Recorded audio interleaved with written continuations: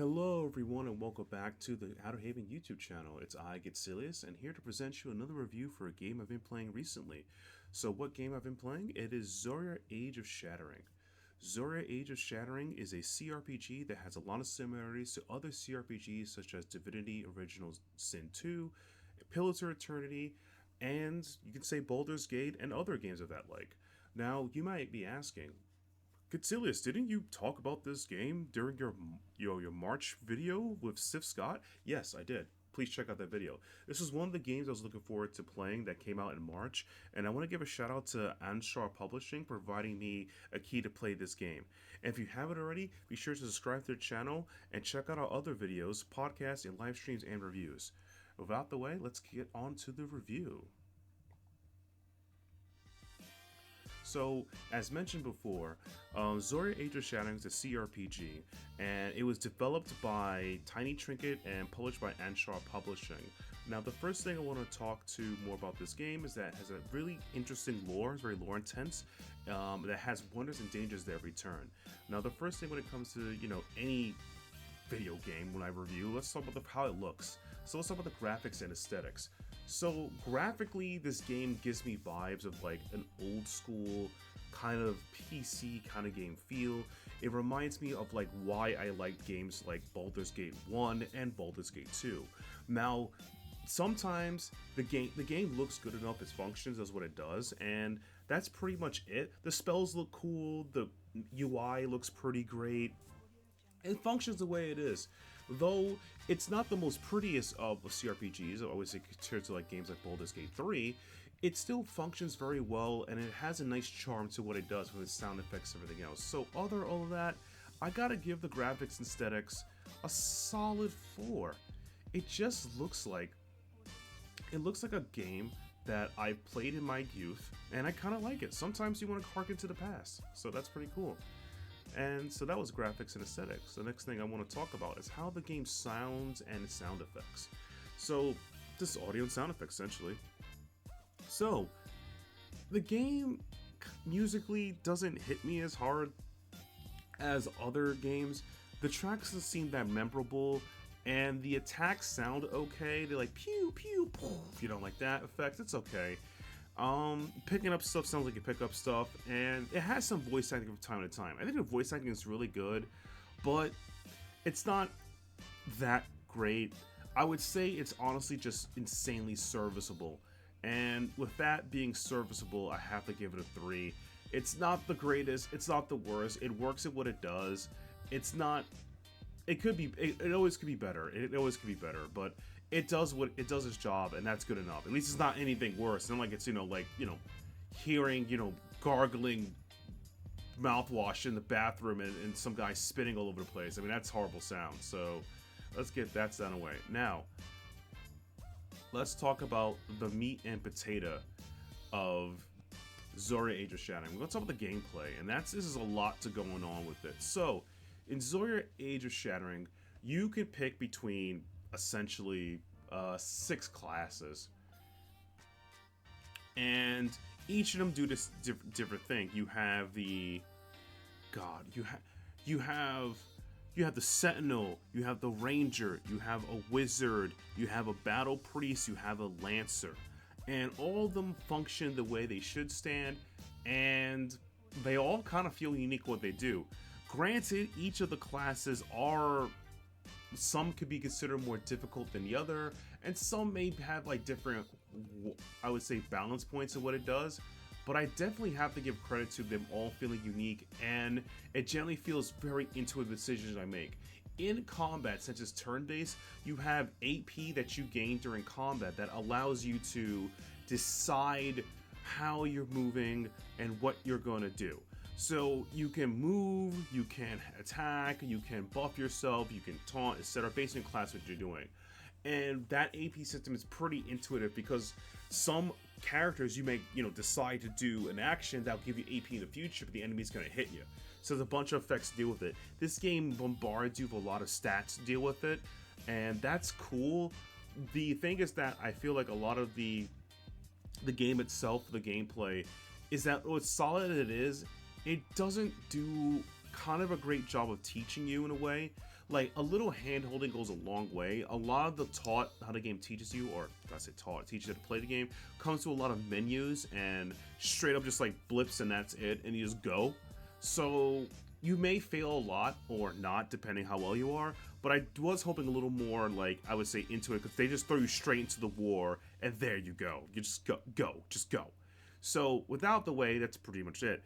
Every class kind of has a skill tree of skills you want to learn you can put into it, so you can kind of build your own class with thousands of paths you could do, and that's pretty neat. I think that's a pretty cool thing to do, because, not every battle priest is going to be the same. My battle priest played more kind of like a paladin, where I would kind of tank a bit, but I would hit and heal, and provide, like, supplementary healing for my priest, so my priest can do DPS, or my Lancer would be able to stay alive while they're taunting. That was pretty cool. I made a wizard build that would just dump damage. Just dump damage. Damage. Don't think about this damage. Fireball. Literally fireball. Just fireball. I just did that. I'm not joking. That worked. So that was kind of cool.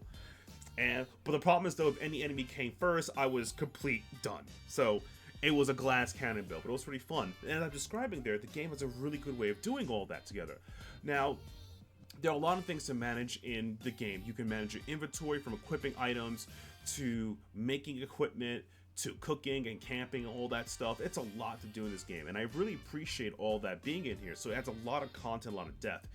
And we just talked, that's just combat alone. The gameplay when it comes to story, well, the story I feel is pretty okay. I've gone far in it when I feel like, oh, there's some interesting aspects, and the lore is interesting. The story's pretty good. The choices you can make and the decisions you make to interact with your party members and in the world seems pretty solid. I was thinking it would be like more of a linear-esque experience, but not really, so I think it was kind of cool. So, shout out to you guys. Thumbs up, y'all. You made it a very fun experience. And I love this game a lot, all aspects, because I could talk about, this is one of the games that took me surprise when I flew out to PAX West last year with Sif Scott. And we played this game, and our demo was only for 30 minutes. We played it for roughly over an hour and a half, because this game is that engaging. From clicking to looking around everything, the maps are good. I love it when a CRPG, even with, like, sometimes less hand-holding, whatever, I really do feel like I'm exploring and moving around and doing stuff. And the controls of this game aren't that bad. Even not myself, not a true PC user, I got by with just clicking. I didn't have to do a lot of, like, other stuff in between, man. I'm not a smart PC user. I'm a D-pad boy, just a little, like, little up and down, left, right. That's how you go. But it controls pretty smoothly, and I never felt out of place. Like, oh, what does this do? What does that do? Everything was smooth jazz, smooth. So without the way, the gameplay is good. Lore is solid. I gotta give the gameplay a solid 4. The only thing that this thing could make it better, in my opinion, would if they maybe had path support, or if this game had multiplayer. I think it would be pretty fun to play this with other people and then, do, like some wacky, funny stuff. Because as I mentioned in CRPGs earlier, such as original, Divinity 2 Original Sin, that has multiplayer. Baldur Gate 3, that has multiplayer. And I think it's fun to play games like this with other people, because they have to play, you get to, troll each other a bit, but you guys get to, like, make a strategy together. And though older CRPGs, such as Pillar to Eternity and Baldur's Gate 1 and 2, are more that way, I think having a multiplayer option is a cool idea. And I think that's something that this game definitely would benefit from it. So, if we decide to put all that together, what I rate this game? So I love the gameplay, the final score. So I love the gameplay. I think the music and sound is pretty not top notch compared to others. I think the UI and things work. I think the character class is unique. I think the lore is kind of interesting. And I think the graphics just remind me of, like, older CRPGs I used to play. But it's not like Super Blockman or, like, those other games would look that way. And I give it credit for that. So I honestly gotta give this game a final score. It's a solid 4. It's a game that I would recommend for those who like CRPGs and those who are still scratching that itch after playing games like Baldur's Gate 3 or playing, Pillars of Eternity, or you just finished playing the Pathfinder CRPG series. If you finished playing those, this might be up your alley.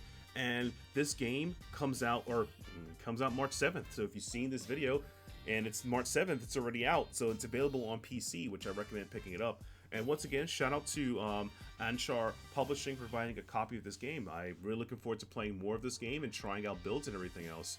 And I gotta say, you guys did a chef's kiss of making every fight feel like a real experience. It really does feel like I'm like making every decision I make, and everything kind of matters, even from the first fight to the last fights.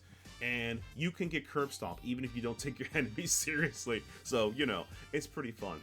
So that's my opinion of Zoria Age of Shattering. It's an interesting CRPG that harkens to more old school things, and it's good at what it does.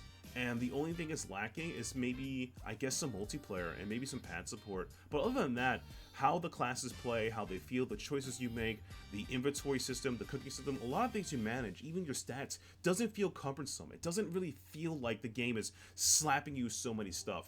Though the game could do a better job of teaching you how to play, it's not that bad where you can't kind of figure it out yourself. Though you should probably watch out for your fatigue. If you get too fatigued, that might hurt you. But other than that, have a good one. And with that out the way, thank you guys so much for checking out the review of me talking about, Zoria Age of Shattering. If you haven't already, try the game out, pick it up yourself, and let me know how you feel about it. With that out the way, I'll see you guys in the next one.